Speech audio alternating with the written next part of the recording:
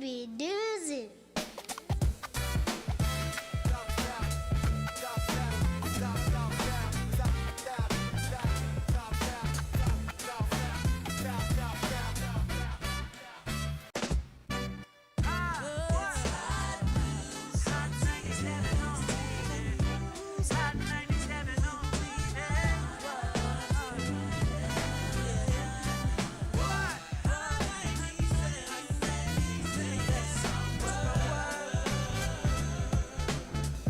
The news be doozy.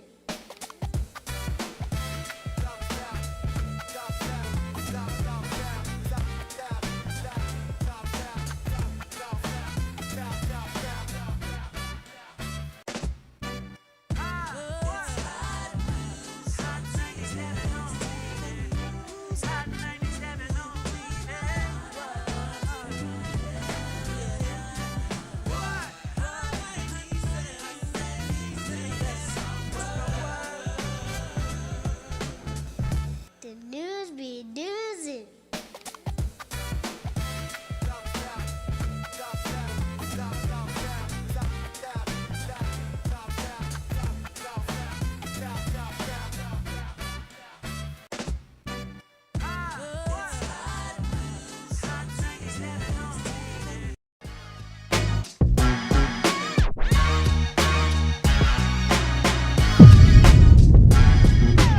There was a tornado in New York. A bomb plot was allegedly foiled in New York. Ukraine is dangerously low on interceptor missiles. Tupac's murder trial is getting juicy. And your next AirPods might have cameras in them. We have so much to tell you on this Friday. Thank you so much for joining us for Hot 97 News. The news is news, and we have made it to the end of the week. It is Friday, August 21st. I'm your host, Lana Harris. Glad to see you. For starters, we're going to talk about the food because I don't know what's going on here. It seems like our food system is under attack, but I don't want to be dramatic because I'm on the news and I'm not here to scare you. I just think it's funny how we've had a lot of food recalls lately. Have you noticed how many food recalls we've had lately? It started with the lettuce from Taco Bell's supplier, Taylor Farms, gave people explosive diarrhea, and it was horrifying, honestly. I heard people who had it. It was actually quite horrifying. And then they said, oh yeah, we also have to recall jalapenos.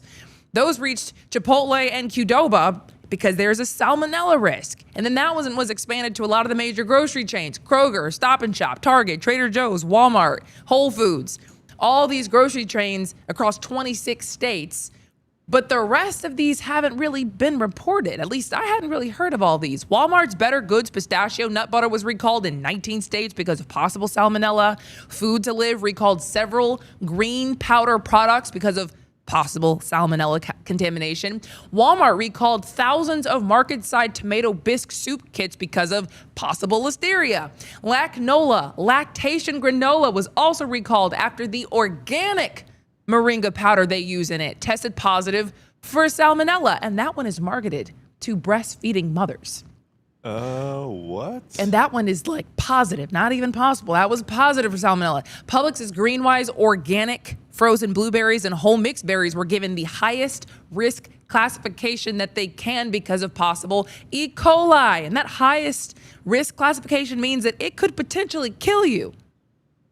And I was like, now what is this? Yeah, I was wondering what lacnola was. I was like, lacnola? Yeah, you wouldn't know anything about that. But bro, I mean, look, I just don't understand how this is not a bigger deal. Because one is, you know what else I saw was on the recall? What? Remember those popsicles? The Outshine popsicles? Yes. Didn't you just buy some of those? Yeah, I brought some in here. And you know what? Okay, but pineapple wasn't on the list. It was like strawberry and a couple others. What were the problems that you were gonna have if you? They had a broken glass in them.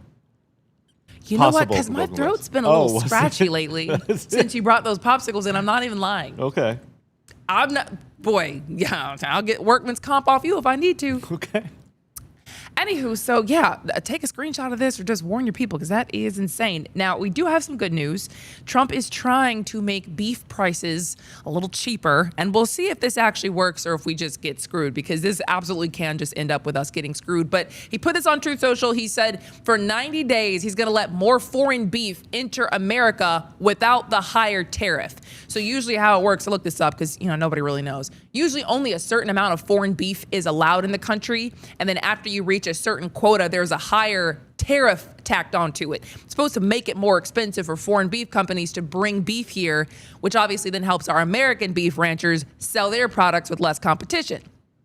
Trump obviously blamed Biden, of course, for why the beef has been so expensive. And beef prices were up under Biden because our American cattle ranchers just weren't making as much beef. Apparently, America right now has the smallest cattle supply in 75 years. The ranchers were honestly screwed by droughts and just how much feed costs. So Trump really did inherit that, but it definitely got more expensive on top of that when he put those Liberation Day tariffs on foreign beef. America needed the foreign beef because we had the shortage here. So now Trump is saying, okay, I'll flood the market with some foreign beef. He says we have a commitment that the beef will be sold at 25% below current market prices, but he didn't say who committed to that. Because best case scenario, we see that discount at the store, but beef processors could just be the only ones who get that discount, and we could still be charged the same amount at the grocery store while they just pocket it. And then obviously it could also screw the American cattle ranchers. One, Merriweather Farms, quote, tweeted him and said, "Betrayal." I don't think we're seeing 25% discounts on beef. You know what? No way. At least if we don't see a discount on beef, we will know that we're just getting screwed. You know what I mean? Because he's saying there's a commitment from somebody for a 25% below current market price drop. I think we do know that we're getting screwed.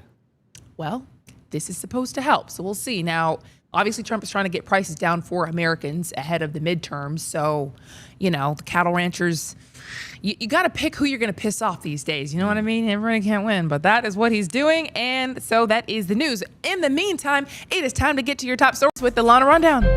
It's the Lana Rundown.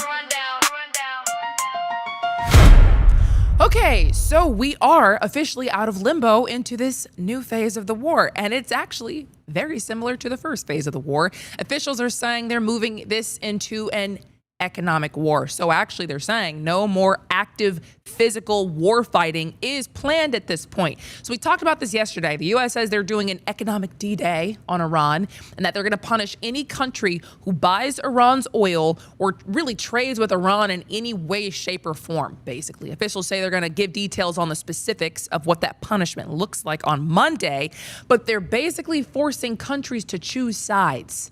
You're going to choose the U.S. or you're going to choose Iran, but you can't trade peacefully with us both, is what Iran is saying. So I looked into it because I really didn't know. Iran's biggest partners are China, Iraq, Turkey, the UAE, India, Afghanistan, Pakistan, Oman, and Russia. And we can show you what their part of the world looks like. I mean, you see who all is surrounding Iran. Iraq is right there, and the UAE is right there. India's, you can't really see it, but they're all kind of over there together. The UAE already started complying before this announcement, so they chose a side. China, though, just said they're not going along with this. And China would be huge for Iran. Chinese officials say actually that this is illegal and America doesn't have the authority to cut off another country like this. That's China's stance, at least so far. But it does seem like a lot of these other countries are waiting to hear what the penalties are actually going to be before they make an announcement on anything. I will say Iran's foreign minister is looking at this and they're not happy with it, obviously. They say this is economic terrorism that will hurt the Iranian people and make them more hostile towards America. Actually, at this point, I saw that their officials seem to be trying to figure out a workaround to this right now. But America is clearly hoping that this will just straight up collapse the regime. Some people have pointed out, and that economic war is really how all this started. If we remember, just one short year ago, not even a year ago, the U.S. meddled in their economy and their version of the dollar collapsed. People started protesting, and the hope was that they would overthrow their regime at that point, and it didn't work. But the U.S. seems to be banking on other countries joining in this time, and maybe that'll do the trick.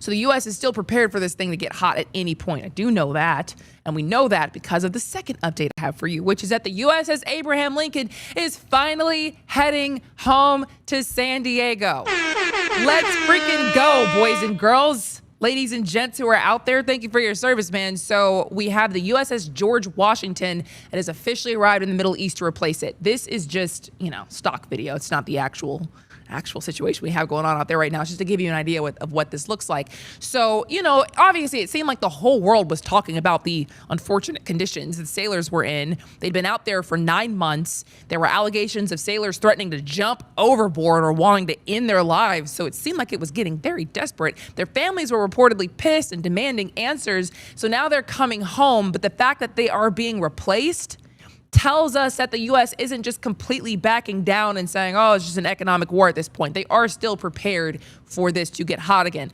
Now, I will say, I have an interesting twist on the whole situation with the USS Abraham Lincoln. The publisher for the Stars and Stripes, who broke the story on what the troops were dealing with, just abruptly resigned.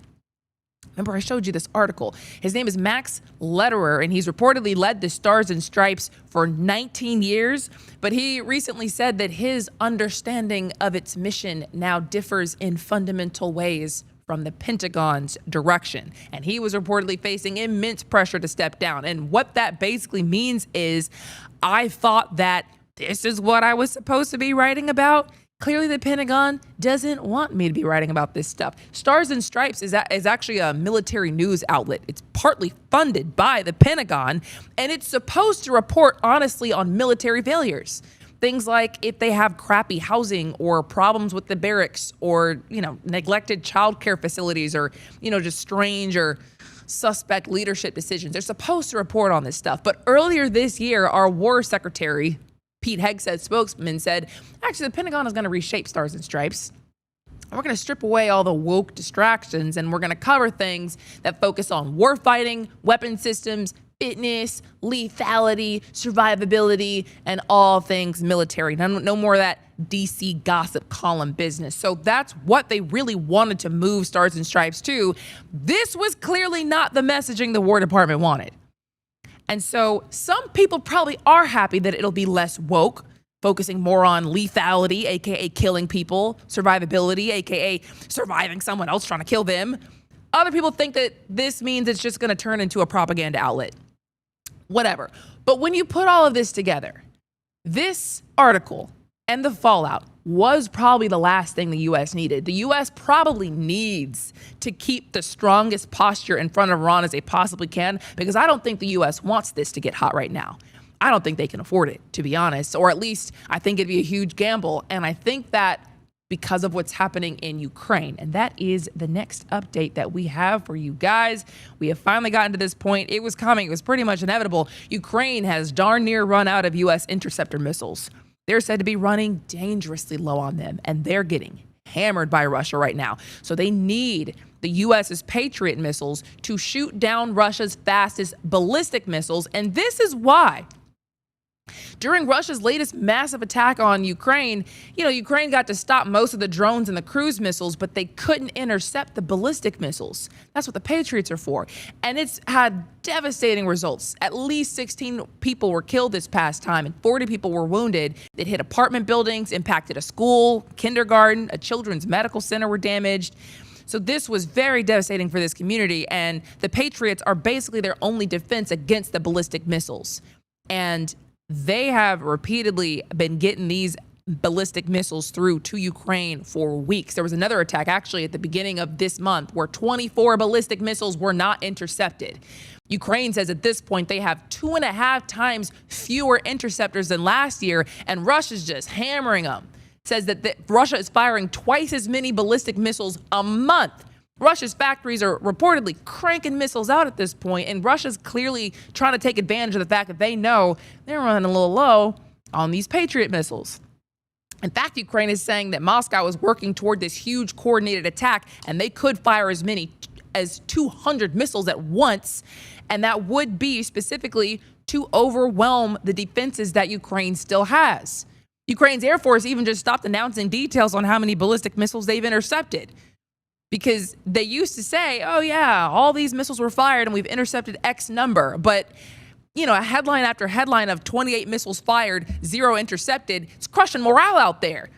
Russia's pumped. Russia's celebrating that, using that as propaganda. So now they're just not even telling people anymore. And the Iran war is a major reason for these replacements being so scarce. The U.S., Israel, all of our allies in the Gulf, they're using a huge number of these Patriot and THAAD missiles in the Middle East. So Ukraine can't crank these out. They cannot quickly make them on its own. The U.S. has less to spare. Pretty soon, Ukraine might start having to make some decisions that they've fought for years not to make. You know, this could get ugly quickly if their stockpiles dwindle much further. And again, circle back around. It's probably at least part of the reason the U.S. is now going with economic warfare. Too many cooks in the kitchen. Too many people who need these Patriot missiles, who need to defend their territories. So that's what's happening there, and that is your war report. Now, it's Friday, so we can get a little messy. You know, it's the end of the week. You've had a long week, and so that means it is time for an episode of The Real Housewives of the White House.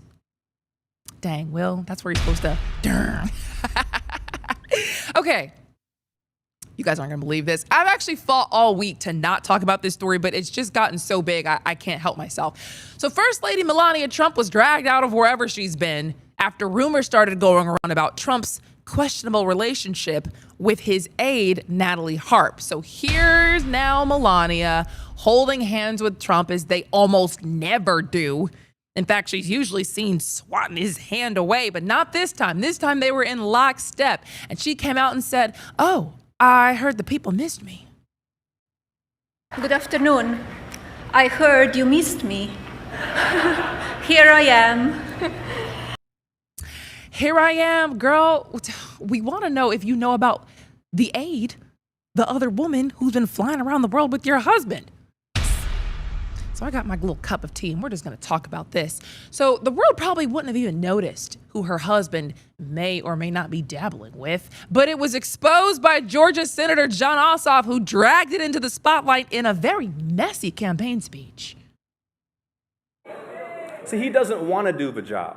He wants to build his ballroom and travel with Natalie on their apparently defenseless flying palace gifted by the Emir of Qatar. So that caused an uproar. Then the Trump administration raced to defend Trump against such filth as accusations like that. The White House rapid response page said to the CNN reporter who asked this question, because the CNN reporter asked him about it, "Someday your children will come across your disgusting and inhumane question. They'll be sickened and embarrassed to have a parent be so callous and vindictive. It's quite troubling." Stephen Chung, the White House communications director, came straight for Jon Ossoff, said John Jackoff has to be the biggest loser in politics. Instead of denigrating hardworking people serving in their country, John should look deep in his soul and ask himself why he's a miserable person who hates this country. It's because he's a radical extremist Democrat. Darn. And Trump himself said, "Who is talking about me? Pee Wee Herman?" Listen to this. Jon Ossoff said you'd rather travel with your aide, Natalie Harp, and build the ballroom than do your job as president. What is your response, Jon Ossoff? You mean Pee Wee Herman? Pee Wee Herman lookalike? No, I would much rather do other things. Now, his striking resemblance to Pee Wee Herman did not stop the people from investigating what Jon Ossoff was talking about. And it turns out when there was a threat to Trump's life as he was leaving Turkey, you guys remember that, right? They secretly switched his flight plan. And instead of him leaving on that new fancy plane that Qatar gifted him, that's what Jon Ossoff was talking about, he left on a smaller military plane. And Natalie Harp was one of the select few people who got to go with him. Not even our Secretary of State, Marco Rubio, got to leave with Trump. Marco Rubio was left on the decoy plane with the reporters who were all still at risk from a potential threat to that plane. Trump takes Natalie Harp on the real safe plane. And that's when people started noticing her for real and noticing that she is really with Trump just about everywhere he goes. They allegedly call her the human printer because she allegedly runs around with a printer to print things out for Trump and is allegedly, reportedly, constantly within 10 feet of him. Secret Service has even been alarmed, so say the reports, after finding letters from Natalie in Trump's personal spaces and have reportedly been concerned how close she is to him. So close, she allegedly reportedly, and you can go back to the little compilation of pictures, she allegedly reportedly hopped in the trunk of an SUV to make it to a court appearance with Trump because there wasn't space in the car. Her own brother did an interview and said, yeah, that was a little weird. So officials have reportedly tried to subtly pry her away from Trump and reduce her access to them, but it hasn't worked. She allegedly, reportedly, always seems to find her way back to him. And the story really came to a head when two very personal, very cringe letters were published by the Daily Beast, where Natalie allegedly, reportedly, in these letters told Trump, oh, you're all that matters to me. And here's where you can pull up the letters. You're all that matters to me. You can read them for yourself while I'm just kind of picking some pieces out. If you can see it, screenshot it, do whatever you need to do. She said that he's her guardian and protector, saved her from cancer, and called herself unworthy of him. Said that she was actually jealous of the women whose only job it was talking to Trump and looking pretty because that's what she wanted to do. She said he had every right to cuss her out as needed and that her greatest fear was losing Trump's good opinion of her. So that's what she said back in 2023. These letters have not been authenticated by literally anybody except for the Daily Beast. Everybody's just, reporting them at this point. And the situation got so scandalous, another Lego propaganda video dropped on it.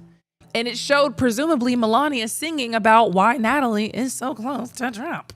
Not that Melania, really cares, but after all of this, you get Melania and Trump holding hands publicly for the first time in I don't know how long. All of that's what they just drug out yesterday. And everybody's like, oh, how much did they pay her? You guys don't know if she's getting paid for this. She could just be wanting to do something nice for the people, first lady duties, whatever. You guys don't know. Now, whether or not this is an affair is being speculated, and it's not my place to speculate. Is it a national security issue, having somebody constantly whispering in Trump's ears? Or is this just somebody who is remarkably dedicated to her job? That is for you guys to decide, America. So stay tuned for the next Real Housewives of the White House. Oh, guys. There we go. We're going to get our bomb drop game together. In the meantime, to close this thing out, here for your rundown, and I have enough time, let's go. We have to tell you about deportation flights. So there is a group of undocumented immigrants who have officially been dropped in Liberia. So this is the first flight. Okay, yeah. This is the first flight of deportees from America to Liberia, and none of them are Liberian. The Trump administration has been sending people to third countries. So let's say an immigrant claims that they're not going to be safe if they get sent back home, or their home country straight up refuses to take them back. The Trump administration has worked out different situations with other countries, a third country for that immigrant to go to. They can't just use it as an excuse to stay here, he says. So apparently, some of the people in this particular group to Liberia refused to get off the plane. There were 20 of them. And they say there was about 5 of them who said, we ain't going. 3 guys from Cuba, a man from Brazil, and a woman from Cameroon said, yeah, we're not gonna start living in Liberia. And U.S. agents reportedly forced them off the plane, restrained all of them for a couple of minutes, then put them back on the plane. And they said, all right, we'll take you back to the United States. They get him back on the plane, and psych, it went to the Equatorial Guinea instead. It's another African country. And that's where they were forced off instead of Liberia. But the point is, it does seem like these deportees are just getting taken wherever they're getting taken. And it seems to be one of those pick your poison situations. Like, you don't necessarily have family, friends, or help in these African countries, but it just is what it is. It clearly does not matter to the United States at this point. In fact, the deportees are apparently not even always told which African country they're going to until they're already wheels up in the air. So, on other flights, people have said they've been handcuffed and shackled for more than 16 hours on the trip. It's not a fun situation, as you can imagine. And as far as this Liberia group goes, I did check to see if these were, rapists or murderers or hardened criminals in any kind of way. And Liberia says they're not, that most of them just had immigration violations and that they're going to be considered guests. that they would be able to seek asylum or they would be free to leave whenever they wanted to. But so far, nobody's really explained where these immigrants are supposed to go. Again, if you just get dropped in a random country, you may not speak the language, you don't have any friends, you don't have any family, you don't have a job, you don't have a house. What do you even do? So the U.S. apparently reportedly did say that they would pay Liberia for managing these deportees. So America's still paying for this, one way or another. And I will say that some of these African countries are really putting the pressure on these immigrants to leave. Again, Liberia says they're guests, but the Equatorial Guinea country in Africa say that, man, I don't know if they really want them. Deportees were allegedly confined inside of a hotel, couldn't leave, had a hard time getting medical care, and were reportedly pressured to just go home to wherever they're actually from. So obviously the comment section sounded off about this. Some people support it, some people don't. Adonai said, any of these African countries that agree to be a part of this cruelty should be shamed of their actions. It's a scary image. Another commenter said, this is good. I want every illegal to know they may end up on the other side of the world if they stay here. Make them terrified to say. Another person said, why is this not called what it is? Human trafficking. And I actually did not think about that because that is a very likely scenario to happen to somebody if they just end up in a whole completely different country with no ties to anybody. Big oof. Nick, though, said they should have self-deported when they had the chance. And that's not a bad point. The Trump administration is literally offering people money to leave the country voluntarily. So let us know what you guys think, because that is your rundown.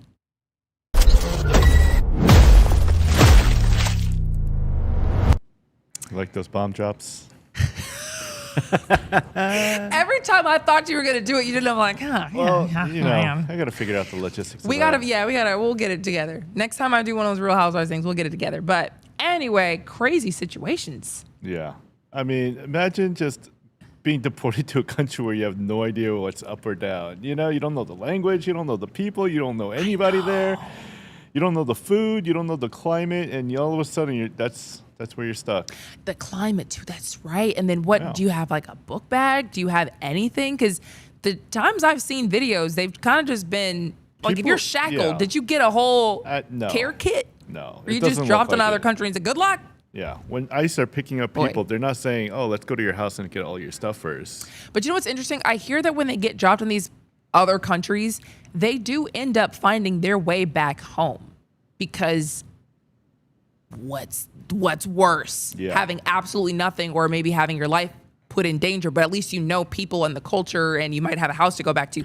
So I don't know. I mean, is it diabolical or is it genius? That's, it's up for you guys. And you really think Trump and Natalie Harp are doing the dirty? What that is? Oh, I don't want to think that. You know what I mean? But at the same time, I was more so thinking that Monica Lewinsky 2.0. This was just somebody who was really, really into her job. Oh yeah. Okay.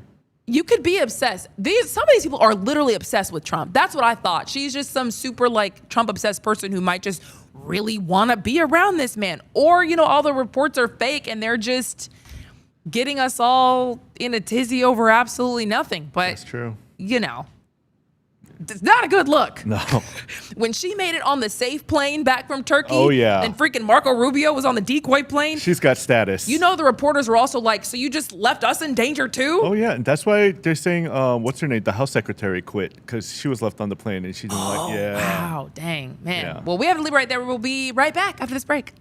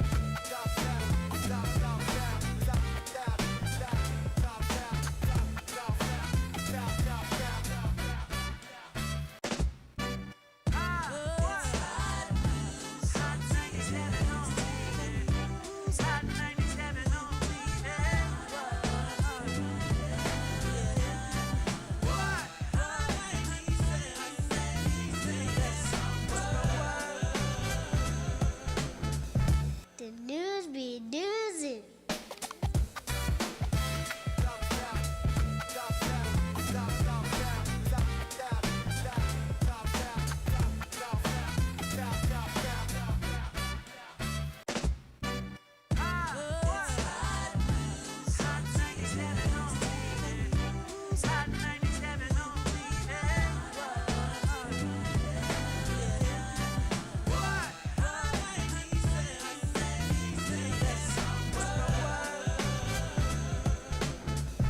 The news be doozy.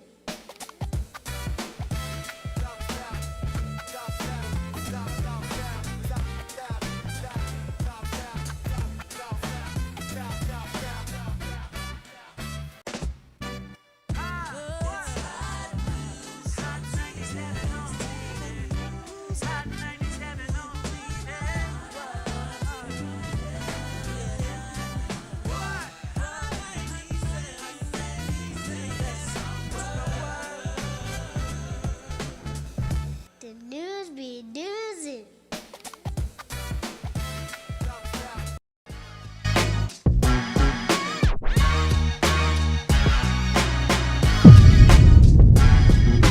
Welcome back to Hot 97 News, everybody. Let's talk about your top trending story. You're not going to believe it. An ISIS plot to bomb the Capitol in New York was uncovered by the FBI. Oof. And Not what I thought she was going to look like. that is also not what I thought she was going to look like. 35-year-old Jessica Bowie is her name. This is the suspect in this case, and she's been charged with allegedly plotting to bomb the New York State Capitol in Albany while state senators were supposed to be meeting there. Again, this targeted Albany's state capitol, not the U.S. Capitol, not a Capitol building in New York City, Albany State Capitol. So they say that she used the name Aisha Saif online and posted pro-ISIS and violently anti-American statements online, and that she actually praised the September 11th attacks and recorded a formal oath of allegiance to ISIS. So they had all that, evidence from the rip, they say. And this July, Bowie allegedly started talking through an encrypted platform with somebody she thought was an ISIS facilitator, but that person was actually an FBI source. And that started the undercover operation. Yeah. So she's talking to FBI the whole time. Yeah. How convenient. Isn't it? It's convenient that she recorded that statement online. I mean, I just saying everything they needed her to say. And now she finds herself with an FBI source. Yeah. So this July, again, according to the complaint, Bowie said she wanted a major attack because she believed that lawmakers were passing measures offensive to Islam. She allegedly reportedly said, "I want to destroy as much of the building as possible and kill the senators while they are meeting." So between July 21st and August 9th, investigators say that she started walking around the Capitol grounds on 5 different occasions, started taking pictures of the building, studied potential access points, allegedly wanted the blast to kill all the officials, destroy government records, and disrupt New York's government. Again, by targeting the Albany State Capitol, not the U.S. Capitol. So this month, August 5th, the original FBI source introduced Bowie, this lady, to 2 other undercover contacts who were posing as people who could help execute this attack. She allegedly told them she understood the risk and she would rather die than go to prison. And she allegedly planned to put this bomb inside of a DoorDash food delivery bag. Wow. Oh, yes. Prosecutors say she then bought bomb components at Home Depot with $200 that the undercover operation gave her, or I won't say gave her. It was supplied during the undercover operation. So who knows, how she ended up really doing it. But there she is at the Home Depot, covered up and everything. This reminds me of that time where there was that plot to kidnap the governor of Michigan, and it was like a group of like 12 people, and 9 of them were like FBI informants. So these 3 poor guys went to jail because they got set up from 9 FBI informants. Not poor guys, they're alleged potential They kind of did the same thing to this girl. What I was saying, it kind of reminded me of, do you remember that group that was going to attack the UFC fight? Yeah. And they were all going to come from different states, come out of the woodwork. Yep. They had all this huge elaborate plan. And it was like, okay, you guys look like You literally live in a basement. But anyway, so back to this situation. Bowie allegedly paid $150 for a concealable handgun and ammo so she could shoot at police if the police officers came up to her during the attack. And the undercover team ultimately supplied an inert gun and ammo. That's how you know it's a lie. And a completely disabled explosive device. And prosecutors say she intended to escape afterwards and go to an ISIS-controlled territory in Syria. Where do you get a gun and ammo for $150? That's total BS. That's how you know someone set her up. She was like, "Oh, I need to go get a gun," and the informant, the FBI, was like, "Oh, I got one for $300," and she's like, "Well, I don't have $300," and he's like, "Damn it." Okay, I have one for $150. And she's like, "Oh, I can do that." Can you do $150? Yeah, like $10. Look, we just need you to exchange money. Yeah, man, I just got a BB gun and I was like $150. So yeah. So it's such facts. So yeah, man. Anyway, August 19th, a couple days ago, the final undercover meeting happened inside of a car. Agents showed Bowie how the fake bomb was supposed to detonate and gave her the inert weapon. Wasn't supposed to do anything. An FBI agent just arrested her right there as soon as she stepped out carrying what she believed were operational weapons. Yeah. So, Cash would tell everybody. Yeah. Good job, Cash. Good job, Cash. You did it. Yeah. You know what? I don't know why I don't. Let me just see what the comment section says. Yeah. Because people were happy and people were a little confused. Scott Horn said, I'm not reading this out loud. Just some dumb fat girl entrapped by the FBI. Happens all the time. And this is what probably half the people were thinking reading this article. After they see the picture and you hear that, FBI supplied her with everything, come on. And then just arrested her right after getting out the car when they gave her that. You know how confused she probably was when they handed her that stuff and then immediately arrested her? Like, how dumb is she feeling sitting in her cell right now? That's wild. Yeah. And the other commenter said... Oh, this was Cash Patel. Sumit Bishnoi said, a chilling reminder of how radically a person's path can change. Credit to law enforcement for stopping this alleged plot in time. Okay, Fed. Get off the internet, Fed. I saw this. I was like, what is that, Cash Patel's burner account? But I do think it's sad because people just don't take this stuff seriously anymore. I personally think, and this is me just, it's me talking to myself, I think that in a real terrifying plot, I don't think it just makes it to the news. I think a lot of this stuff they would want to keep under wraps because it would legitimately scare people or it would help people know how to make some of this stuff work. When you just give me a step-by-step of how all this happened, it's like... Yep. And you gave that to the news. You guys didn't lock this down. At least in every single show, they tell you how the people, behind the scenes, FBI, CIA, will put fake whatever in the news and put whatever they want out about the situation. Right. So when we get a detailed play-by-play, it's like, okay. Yeah. Okay. Well scripted. But good job, Cash Patel. Yeah. Keeping America safe. It is time to get to America's hottest headlines. These are the hottest story everybody's talking about today, Friday, August 21st. And we're going to start off in New York. Boy. That looks wet. That is quite wet. A lot of water. Yeah. Quite wet. So New York and New Jersey, boy, they got it last night. And I actually did not know this was coming for them. But yeah, man, so they got hit with a crazy storm. And this is part of what happened in New York. So again, this is a huge system that actually even stretched down to Delaware and had problems going off there. But in one situation on Long Island, there was a water spout. Became a tornado on Long Island, and the whole thing was caught on camera. And the National Weather Service did confirm that was a tornado that came on shore. That does not usually happen to New York. No. From my understanding of things. So that's crazy. Yeah, between 6:30 and 7 o'clock, it was just like a spinning funnel that developed over the ocean. And yeah, just moved on the shoreline, crossed onto the western end of Atlantic Beach, and just wreaked freaking havoc. So they say that thing looked like it charged out of the water. So all the cabanas nearby were ripped off, lumber, patio furniture, pieces of deck just thrown out everywhere. And they say that more than 100 people were still at the beach club when that tornado got there. So people just started running away from the windows, glass is shattering. I mean, it was kind of a terrifying situation, obviously. That's what that looked like. That's crazy. It actually did some damage. Because at this point, the people who were there, they're probably thinking like, oh, it's not gonna hit here. Right. And then it gets closer and you're like, oh, wait a minute. Usually, once those things like hit land, it usually dissipates like pretty fast. Yeah.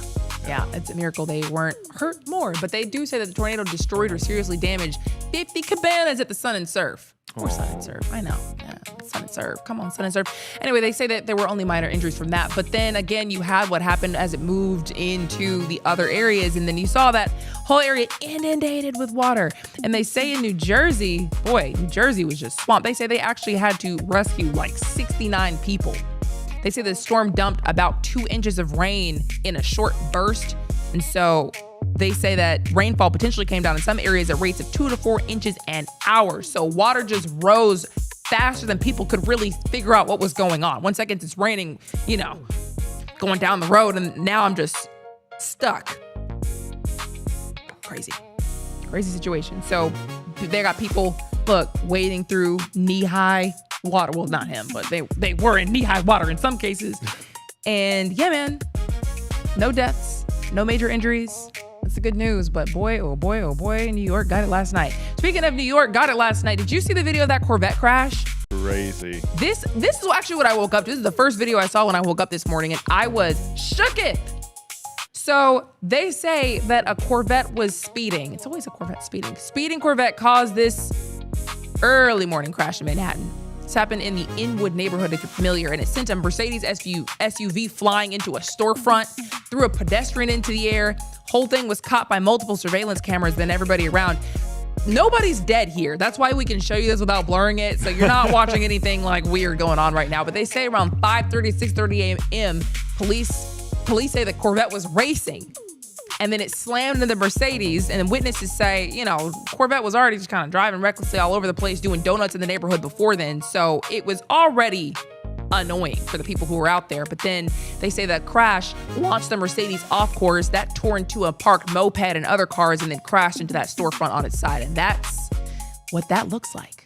Yeah, when I first saw this video, I didn't see this exact video, but I saw that guy hanging out of the car like that, and I'm like, is this guy dead? I saw somebody actually just laid out in one of the videos that I saw, and I was like, oh my God, he's not dead. Yeah, I know. Then I saw that everybody was okay and went to the hospital. I'm like, oh, he's just trying to collect a check. Look, man, when it's not your time to go. Yeah, that's crazy. That's crazy. Anyway, speaking of crazy, the Chucky terrorist.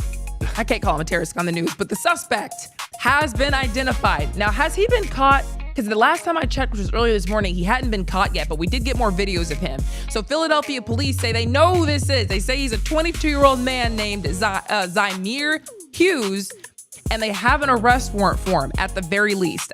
Can you actually look that up real quick? See if he's been arrested. Because again, this morning, he hadn't been caught. They just identified who this was. So they've been saying that in like the wee hours of the morning, 5 o'clock in the morning, he's been roaming around in black clothes and the mask and just terrorizing people. And he ran up on like 15 or 16 strangers over about a half an hour. So he's just, getting after it, entertaining himself, I guess. I don't know. And he allegedly held up a phone during the encounters. And so people think that maybe he's just trying to film people's reaction, trying to get a rise out of people, but that's still so annoying. He still hasn't been caught. Still hasn't been caught. To the latest, and they're worried that he might be going back to LA where he has ties to. So that's so funny. Because they say he's been seen in a Dunkin', just behaving erratically. That's the Dunkin'. That's the Dunkin'. Anyway, so people have been screaming for help. People have been freaking out, obviously, as I would. He's lucky he hasn't been killed. But they say they identified him because they saw him basically coming in and out of an apartment complex. And that's where we were talking about that earlier. All these flock cameras, and you guys can't track to see where he's going. Mm-hmm. So yeah, he allegedly escaped through a station, the suburban station, the SEPTA's suburban station. And then they took the mask off. Hold on a second. How did they not find this man? Back on August 12th, they have seen this man. Officers stopped this man, had him remove the Chucky mask. He put on a surgical mask instead, got on a different bus, and then kind of evaded everybody else. I guess he's been caught and has been released and or escaped before. That's why, is this a mugshot? That's where they got it from? And that's the surgical mask. Yeah. But I guess he just kept after it. So, if you know who this man is, please. Yeah. Anywho, moving right along. What do you think about this idea in California? It's not actually as bad or as cruel as it sounds, because it sounds really funny. So they have ex-gang members going up to homeless people and trying to move them from where they are. I mean, if they're getting paid for it, so it's helping the economy for sure. So this is a private Venice neighborhood who's doing this, and they grouped up a whole gaggle of people who, again, used to be gang members or recovering addicts, and they're trying to get them to go to the encampments and move people out. So it's nothing official. It's just like this private group who's paying these guys to do this. But they say that they're doing this because these guys can be more empathetic with the homeless people. First of all, they have the cojones to actually go up to the homeless people wherever they are and tell them to move. I've seen reports of people calling them vigilantes. But this is like what happens when the government won't do what they're supposed to enforce the law, you know? Shoot, the government in LA, remember we just talked about this yesterday, they just opened up more parks. areas Yeah. for the homeless people to go into. I mean, if you're homeless, you know, I don't want to, because it's a sad situation, but at the same time, you know, if you're blocking roadways or you're blocking sidewalks or you're blocking doorways or you're blocking businesses, homes, anything. I mean, fire hydrants, you got to get them out of there. So they say, they go up, they talk to them. They've been there in some cases before. And so it's wholesome. It's nice. Wholesome. Because they can politely get them out of there. Okay. It's not like a threatening situation. I mean, they say it's nice. They say in some cases they even offer the people money to go. So they say, well, they're not really helping homelessness. They're just moving them somewhere else. Yeah, they're helping that Venice neighborhood. They say whoever pays us is where we're going to move them from. We're not trying to solve homelessness here. You can only get what you can get. Anyway, speaking of being watched, people are destroying flock surveillance cameras all over this country. It is crazy. At least 36 states have instances now where the flock cameras have been vandalized. And people have been sawing these down, like sawing the poles down or stealing the cameras or smashing them or shooting at them or spray painting the lenses or deliberately ramming their cars into them. People don't like this. And it's beyond the officer issue, because we've already talked about how the officers in a lot of cases have been misusing them and keep getting fired, if not arrested, for misusing them. But people just don't want this surveillance state, it seems. Yeah, I mean, I get it. I understand why people are doing it, but I think it's inevitable that they're going to be everywhere and you're just going to get in more trouble. So, I mean, I hope you don't get caught, but don't do it in the first place. They're going to put, they're going to put another one up. Like, it's not going to stop anything. Unless you guys, I don't know, protest, go to your local town meeting and then tell them don't sign any contracts with Flock. I don't see how you're going to stop. Like, knocking into a camera isn't going to stop it. But it is interesting that it keeps happening all over the country. I mean, I see it on social media all the time. You remember when Fox and all those news outlets went over to China, and China is just a total police state? Yep. And we like to say that China's, you know, I'm big scared. Do we really want to be like China? But then you have this going on. I think we're more China than China now. We're China than China. Okay. Let's dip on out of here, shall we? And talk about, we're talking about entertainment. Let's talk about some entertainment news, because we have actually a couple of things to show you. Actually, first of all, let's just tell you really quickly what just happened at the WNBA. WNBA has been getting it. They've been going through it. Tell me why somebody just threw a sex toy onto the court mid-game. You know, this is not the first time this has happened. It's not. No, it's happened several times. Look at Angel Reese. What is right there? She's snitching hard. Yeah. I mean, honestly, I'd be sick of this too. But you know, the whole situation with trans people being in the WNBA has been big. The WNBA heads have been trying to figure out what to do. So, you know, now you get dildos on a court. And look at the Korean sister at the foul line. You better support your Korean sister. I mean, this is how you know that WNBA is not that competitive. They're letting Asian girls in there. Oh, yeah. Well, you said it, not me. Yeah, that's what I'm saying. Anyway, let's talk about the Tupac trial. Man, the Tupac trial is finally happening after yeah, decades, really, but after years. So this whole thing started again back in the day. You guys remember this. Tupac was killed. And actually, I'm going to throw you from a loop. Can you actually play the video from Vegas? So if you've watched Tupac documentaries, you've probably seen this, or any shows or movies about him. You've probably seen something that looks like this. So this all started inside the MGM Grand. Mike Tyson just had a fight. Tupac, Suge Knight, a lot of their friends were caught on the casino camera beating this guy up. Orlando Anderson was his name. He was a Crip from Compton, south side of Compton, and he was the nephew of Dwayne Keefy D. Davis. Keefy D is the one who's on trial right now. So prosecutors say back then in 1996, Keefy D organized just immediate revenge. They got a gun, got Orlando, who they beat up, and a couple others, got into a white Cadillac, went looking for Tupac and Suge Knight in Vegas, see him at a light, open fire, Tupac's killed, Suge Knight gets, shrapnel, and nobody knows who did it. Tupac allegedly told officers back then, oh, we'll figure it out amongst ourselves, didn't snitch if he knew who it was, whatever. So now all these years later, nothing has really happened with this, because first it was, oh, nobody knows anything. And then everybody in the car died. He's the last person who's still alive from the car, from that Cadillac where the shooting spawned from. So he was actually talking to prosecutors a long time ago in a different case, and he had immunity to where whatever he said could not be used against him in that specific situation. So he had actually kind of admitted to doing the Tupac shooting back then, but he was supposed to have immunity.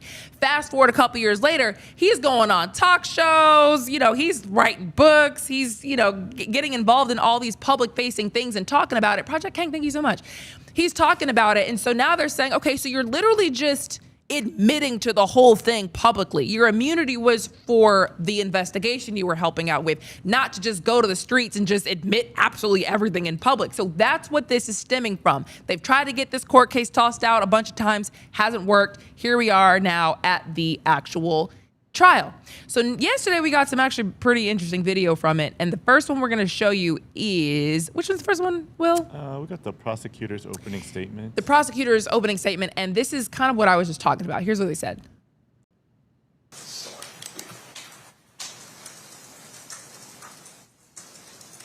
So, in 2017, Dwayne Davis decides to go public. He's approached by the producers of a show called Death Row Chronicles that appears on BET. And this is just a small portion of what he says is his motivation for appearing. Only one of the DVD days, I was Compton, kingpin, drug dealer. I'm the only one alive that really can tell you the story about the Tupac show. People have been pursuing me for 20 years. Newspapers, magazines. I'm coming out now to tell the story because I got cancer. I got nothing else to lose. All I care about now is the truth. Dwayne Davis says, all I want to do now is tell the truth. And in the 2017 public interview, he's a little evasive, but he admits to being the boss. He admits to being in the white Cadillac. And he admits to be part of the murder of Tupac Shakur. Bum, when thank he you so says much. he's the only person that can tell what So happened. we can dip out of this. You guys get the point. He's saying you literally are the only person alive and you've been going around talking publicly about it. And that's what basically started this whole case. He literally talked himself into a case on this because he was supposed to be scot-free. If you can talk to investigators about it and admit it and be scot-free, you're scot-free. He talked himself into this case. So here we are. And now they have witnesses who are all grown men, grown men, and they don't want to be there. And this actually started reminding me a lot of the Young Thug trial. Listen to one of the witnesses on the stand. And what I explained to them, I don't want to send him to prison. Sure. Even though we don't like each other. Sure.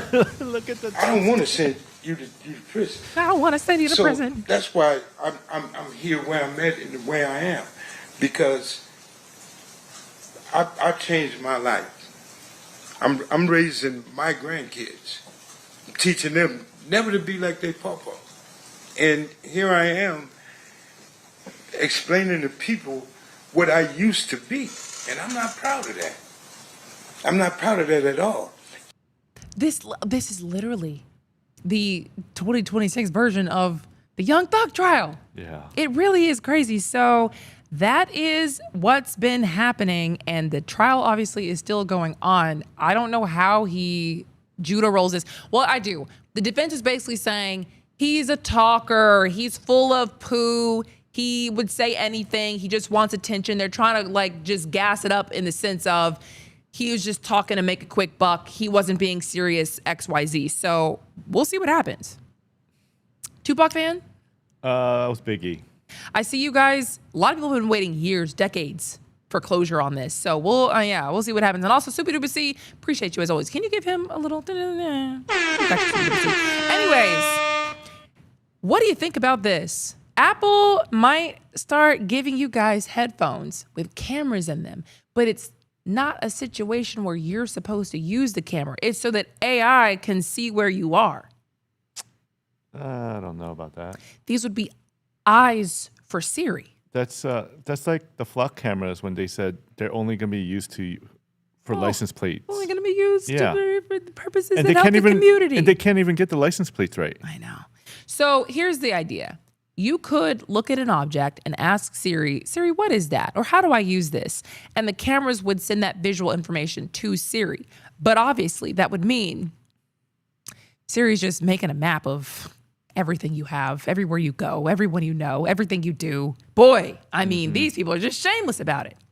Pretty much. So they said they're also going to have infrared cameras that could also recognize hand gestures. So maybe you could And imagine when the government has control of flock cameras and the AirPod camera network. Oh my gosh, I know. And there's like a contract between the two of them. Oh, yeah. That's just... I don't see. That's where my head goes. At what point are we just cooked? I don't know. Today. We've been cooked. They're just putting the seasonings, the last seasoning touches on us at this point. So they say this is a credible advanced project. There's no confirmed product announcement yet. So they're thinking that there's going to be a launch at some point, maybe 2026, maybe 2027. But yeah, man, it's something they're working on. Yeah, usually the announcements come out soon. It's like September. And yeah, then that's they're true. on the market by the end of September. Yeah. So we'll see. I mean, if you get one if you want to. That's great. That's great, Apple. I can't put on this. Really quickly, because I want to get to the producer surprise if we have a second. The first ever IndyCar race around the National Mall is this weekend. I didn't want to not tell you and then have go by and you'd be like, what happened? Yeah, so this is part of the America 250th celebration. They're just kind of doing whatever they want, living out their childhood dreams.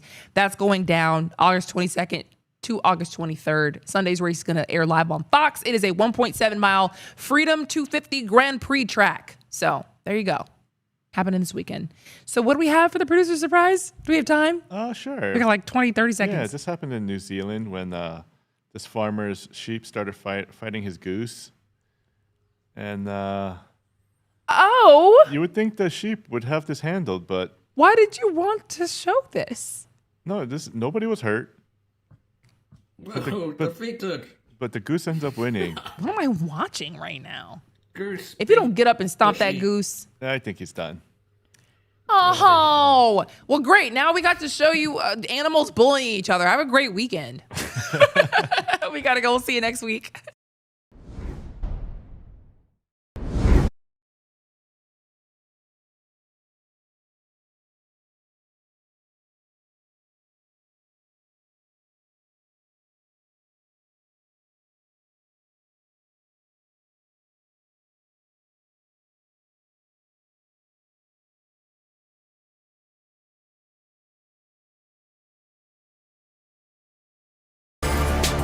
Get ready, the legend is on your screen. Funk Flex, the man who defines hip-hop, is bringing the heat from the radio booth to your TV. Where's my camera at?